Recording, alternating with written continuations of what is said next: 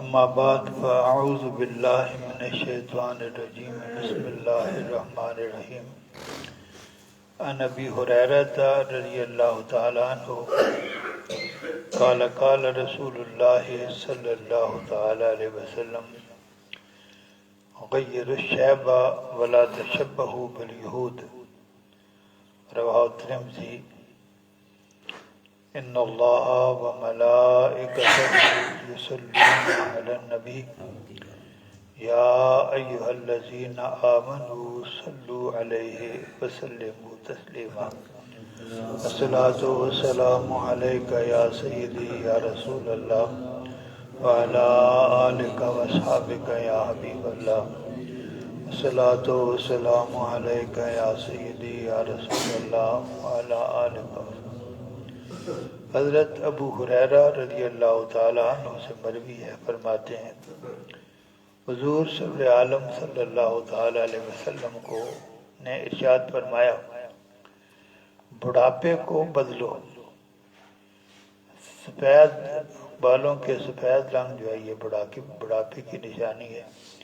حضور صلی عالم صلی اللہ تعالیٰ علیہ وسلم نے اس کو بدلنے کا حکم دیا، مہندی لگاؤ، کوئی بھی رنگ لگاؤ، سیاہ رنگ آپ نے منع فرمایا اس کو تبدیل کرو اور یہودیوں کی مشابہت اختیار نہ کرو، وہ بالوں کو رنگتے نہیں تھے، تو حضور صلی اللہ علیہ وسلم نے فرمایا ان کی مخالفت کرو اور بڑھاپے کی وجہ سے جو بال سفید ہو جاتے ہیں ان کو کوئی رنگ کا دیا کرو، ان میں تبدیلی لایا کرو۔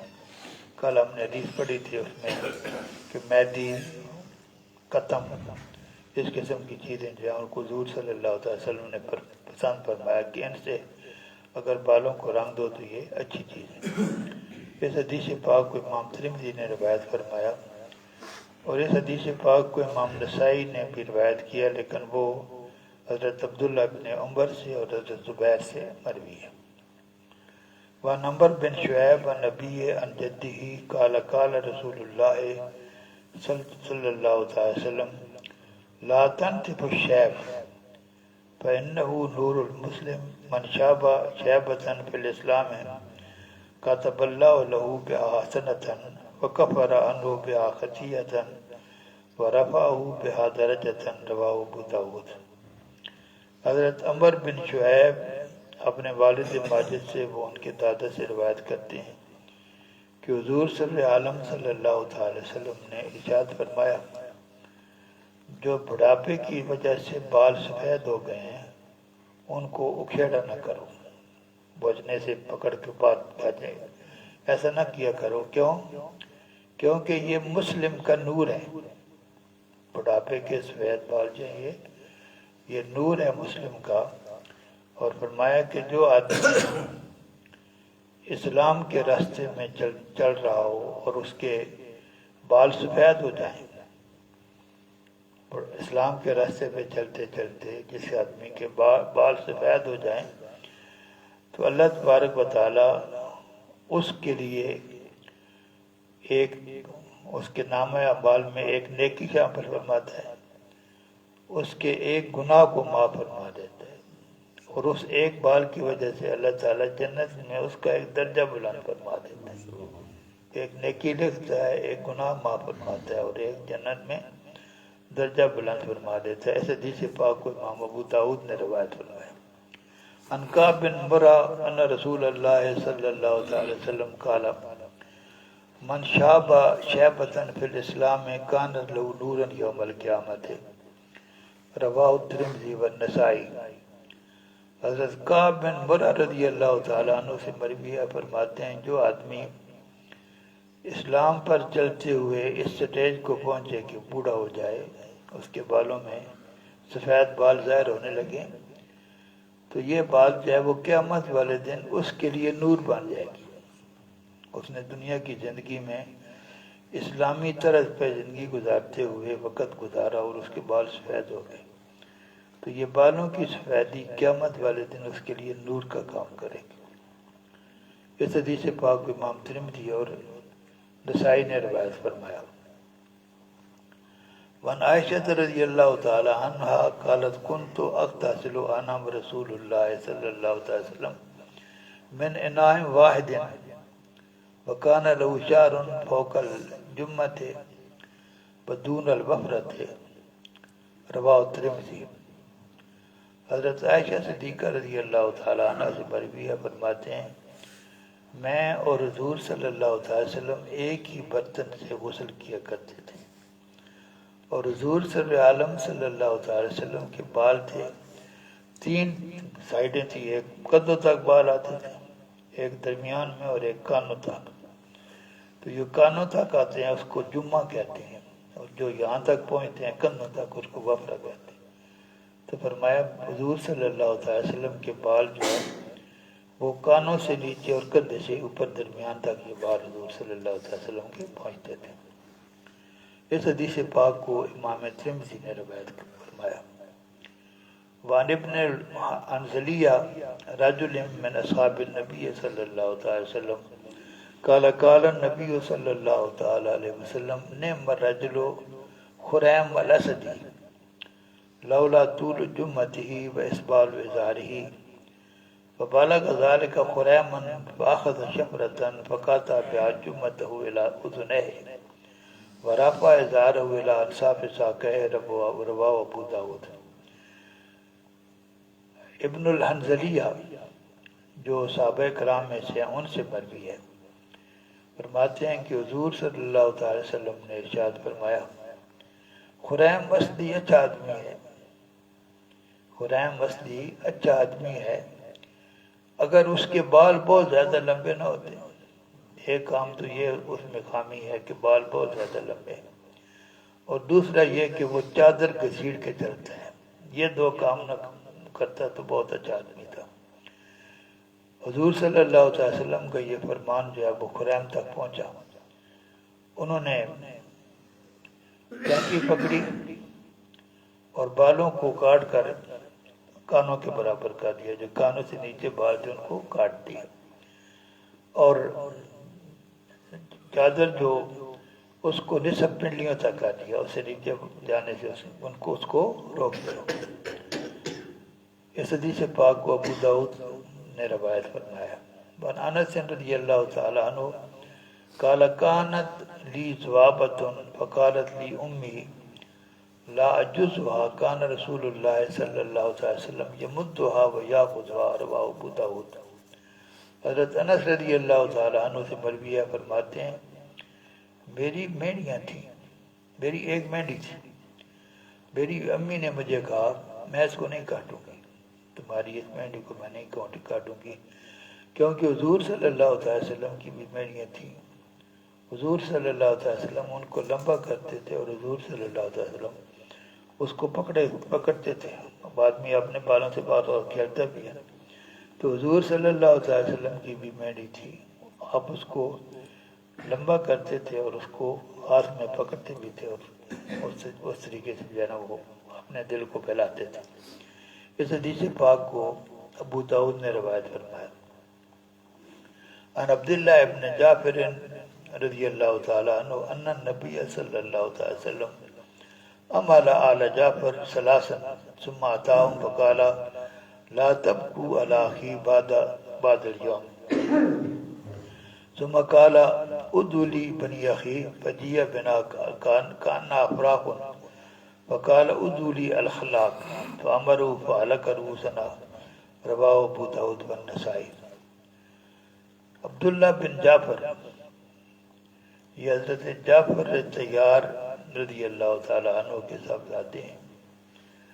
حضرت جعفر طیار ان لوگوں میں سے جو شامل تھے جن کو حضور صلی اللہ تعالی وسلم نے جو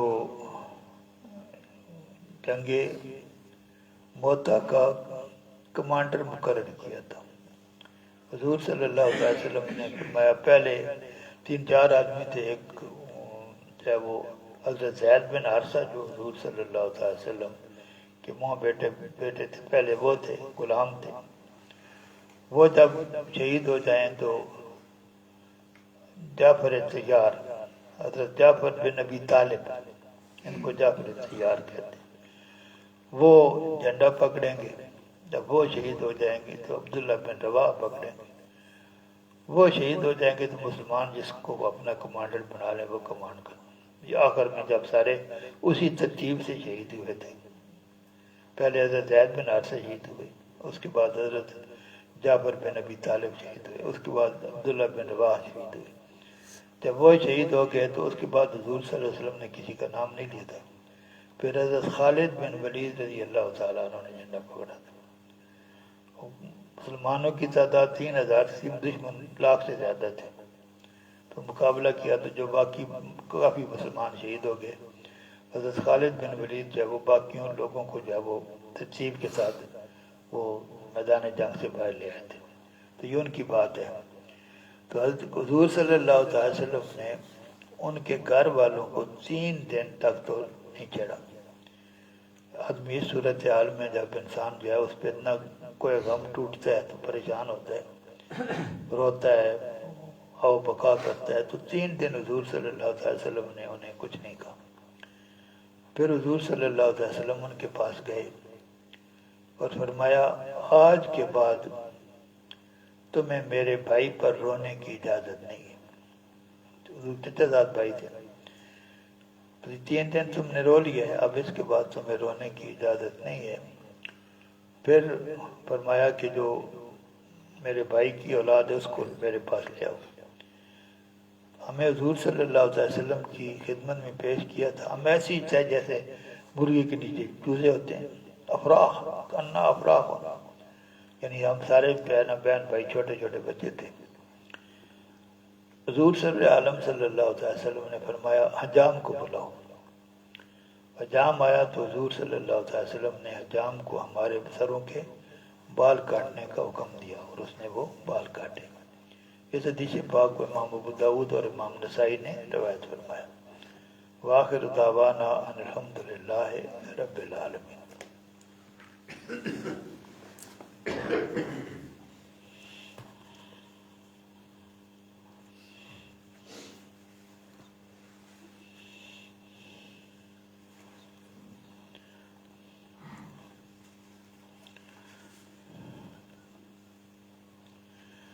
پہلے ہم نے ایک ستون کے پاس حضور صلی اللہ علیہ وسلم فرمایا کہ وہاں ستون کے پاس جو جس کو اس نے ابو لبابہ کہتے ہیں، اس کے بارے میں کل میں نے تفصیل کی تھی کہ حضرت ابو لبابہ سے کوئی غلطی ہو گئی تھی۔ حضور صلی اللہ علیہ وسلم کی ناراضگی کے خوف سے اپنے آپ کو اس کے ساتھ باندھ لیا اور دل میں یہ کہا کہ اس وقت تک میں اپنے آپ کو نہیں کھولوں گا جب حضور صلی اللہ علیہ وسلم مجھے خود نہیں کھولیں گے۔ تو حضور صلی اللہ علیہ وسلم نے ان کی غلطی کو معاف کر دیا، اللہ تعالیٰ سے بھی اس کے گناہوں کی معافی مانگی اور ان کو کھول دیا۔ اس کے بعد استوانِ حنانہ، لوگ کہتے ہیں حضور صلی اللہ علیہ وسلم ہم جیسے، وہاں ایک حضور صلی اللہ علیہ وسلم جب ابھی ممبر نہیں بنا تھا مسجد نبی میں، تو حضور صلی اللہ علیہ وسلم وہاں ایک کھجور کا خشک تنا تھا، اس کے سارے کھڑے ہوتے تھے، خطبہ ارشاد فرماتے تھے۔ بعد میں لوگوں نے مشورہ کیا کہ حضور صلی اللہ علیہ وسلم جب آپ خطبہ ارشاد فرماتے ہیں تو آپ کے لیے کوئی جگہ ہونی چاہیے، تو ممبر بنوایا گیا، ممبر پر بیٹھ کر بعد آپ خطبہ دیا کرتے تھے۔ تو جب حضور صلی اللہ علیہ وسلم نے اس کھجور کے تنے کے ساتھ ہاتھ اس پہ سارے خطبہ نہیں دیا، ممبر پر بیٹھ کر خطبہ دیا، تو وہ جو وہ کھجور کا خشک تنا تھا وہ ایسے رویا جیسے بچہ اپنی ماں کو کھوتا ہے تو روتا ہے، جیسے بچہ ماں سے دور ہوتا ہے تو روتا ہے، ایسے رویا۔ تو اس کا نام بھی اس استوانہ حنانہ بن گیا، رونے والا ستون۔ تو پھر اس کے پاس جائے،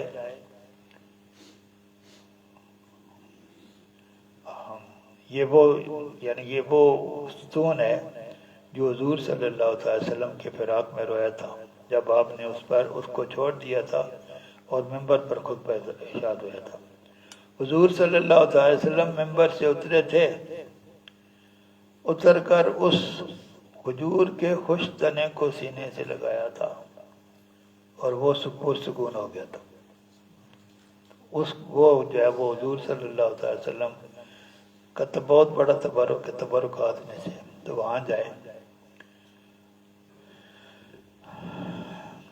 اور پھر وہاں جو حضور صلی عالم صلی اللہ تعالی وسلم کے مختلف آثار ہیں، مختلف تبرکات ہیں.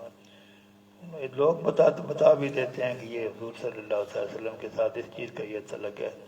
ان تمام میں جائے اور ان دنوں میں کوشش آدمی یہ کرے کہ راتوں کو جا کر حضور اللہ تبارک و تعالیٰ کی عبادت بھی کرے، حضور صلی عالم صلی اللہ تعالی علیہ وسلم کی روضہ انور پر حاضر ہو، وہاں سلام کرے، فاتحہ خانی کرے اور کوئی وقت جو ہے اس کو ضائع نہ کرے. جو وہاں جو کام مستحب ہے ان میں سے یہ بھی ہے کہ جنت البقیع میں جائے، جنت البقیع میں جائے اور وہاں جو مزارات ہیں ان مزارات پر حاضری دے، خصوصاً حضرت حمزہ رضی اللہ تعالیٰ عنہ کے مزار پر. یہ مدینہ سے باہر ہے، جہاں جنگ عہد ہوئی تھی، وہاں عہد پہاڑ کے نزدیک ہے، یہاں وہاں جا کر وہ حاضری دے. پھر دوسرے جنت البقیع میں جائے، وہاں حضرت عباس ہیں، حضرت حسن بن علی ہیں اور حضور صلی عالم صلی اللہ علیہ وسلم کے خاندان کے دوسرے افراد وہاں مدفون ہیں. ان تمام پر جائے. حضرت امیر المومنین عثمان بن عفان رضی اللہ تعالیٰ عنہ، ان کی وہاں مزار ہے. حضور صلی اللہ علیہ وسلم کے ایک صاحبزادے کا انتقال ہوا تھا جن کا نام ابراہیم تھا، ان کا مزار ہے، وہاں اس پہ حاضری دے. حضور صلی عالم صلی اللہ تعالی وسلم کی جو ازواج مطہرات وہاں مدفون ہیں ان پہ حاضری دے. آپ کی پھوپھی جن کا نام صفیہ ہے ان کے مزار پہ حاضری دے اور صحابہ تابعین کے مزارات ہے وہاں حاضری دے. عہد کے شہداء کے پاس اگر ممکن ہو جمعرات والے دن وہاں جائے، جو جیسے حضور صلی اللہ علیہ وسلم نے جو کام کیا وہ سنت بن گیا، تو ممکن ہو تو جمعرات والے دن جو ہے عہد کی مزارات پر حاضری دے اور وہاں جا کر کے السلام علیکم بما صبرتم فنعم عقبی الدار،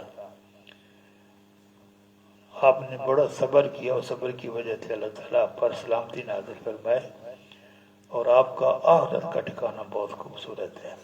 وہاں آیت الکرسی پڑھے، سورہ اخلاص پڑھے، دونوں 11 مرتبہ پڑھے، سورہ یاسین اگر پڑھ سکتا ہو پڑھے اور اس کا ثواب جو ہے وہاں جتنے شہداء مدفون ہیں ان کی ارواح کو ایصال کریں.